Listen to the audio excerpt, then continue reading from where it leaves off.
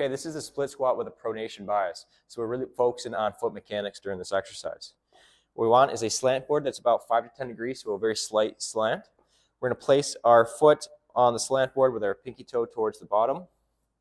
From here, our bottom of the split squat position is going to be more biased towards this positive shin angle, so we want it to be definitely knee over toes.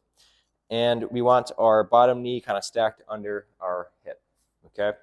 Now, from here, the slant board is going to push your foot.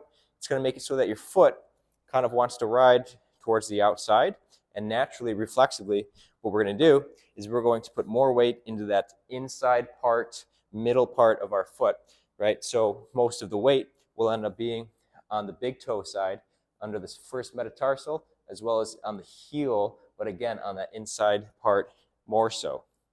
So what that's doing is kind of reflexively bringing us into a pronated position. That's something that we want to work on. It's very important to be able to pronate, to put force into the ground and actually be strong in things like a deadlift and a squat. So we have our position. We're going to have the dumbbell on the same side as our front leg. And this will be our starting position. Okay, and then from the front, pick up our dumbbell. Now from here, we can use a rack that we can hold on to for support, or a box, something to make sure that the focus is staying in the foot pressure and foot mechanics, and then just a good form on the split squat. So from here, weight is in the proper parts of the foot, just behind the first toe, and then inside part of the heel. Then from here, exhaling on the way up, inhaling on the way down. And then we can just bang out some reps from this position, focusing again on where that weight is in our foot.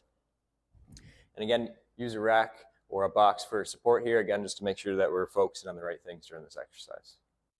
A couple things to keep in mind when we're doing this exercise. Make sure we're keeping 90% of the weight in that front leg, right? We don't want to tax that back leg, and that again will help us stay out of this extended position as we do the exercise. Make sure that you're staying in that neutral spine, good spine curves as we come up and down out of that split squat.